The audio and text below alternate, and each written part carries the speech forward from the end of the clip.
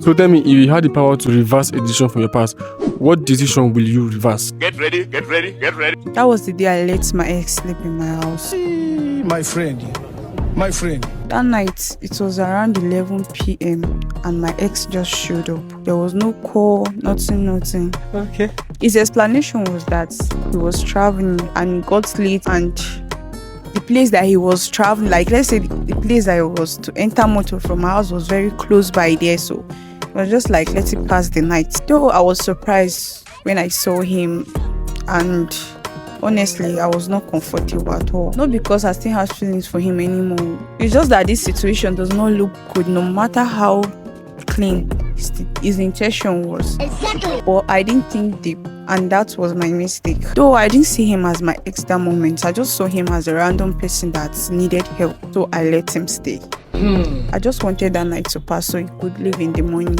I kept my distance and he respected my boundaries too. And that was exactly what happened. He left early the next day, and to me, it was over.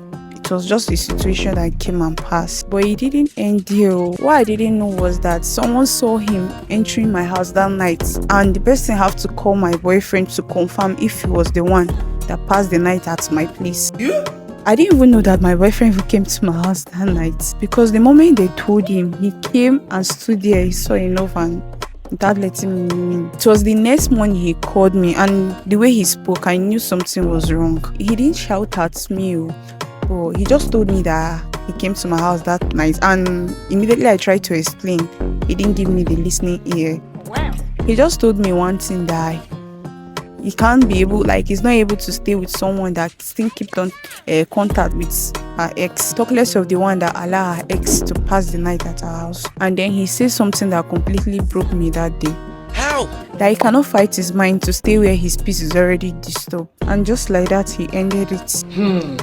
Well, that was when everything started making sense. It's not even like I cheated, but I allowed something that could destroy what I have. That was when I started understanding something that I wish I knew earlier. Relationships are fragile, not just because of big betrayals, but because of those small decisions that look harmless. Actually, in my case, nothing happened, but anything could have happened. But it still doesn't change the fact that I put myself in a situation that cannot be defended. To be a good person is not actually enough. You have to add being wise to be on top of the good person. Wow.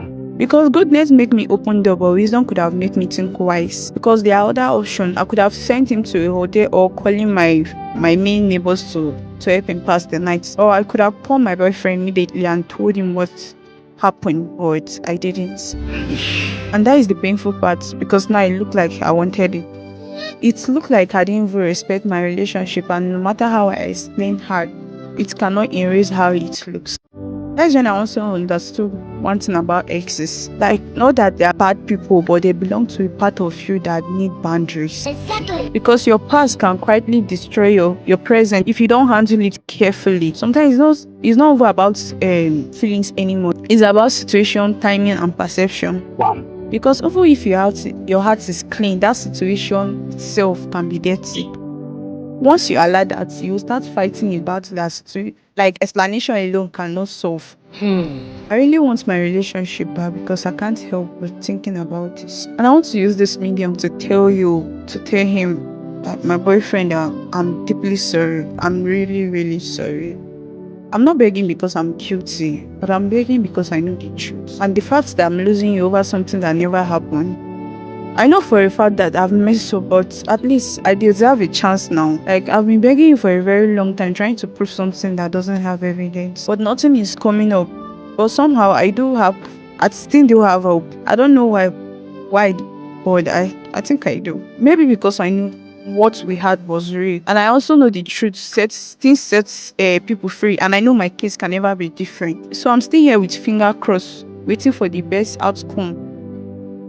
And I pray nobody find themselves in this situation whereby it's only them and God that knows what happened. Oh, it's not funny, yo.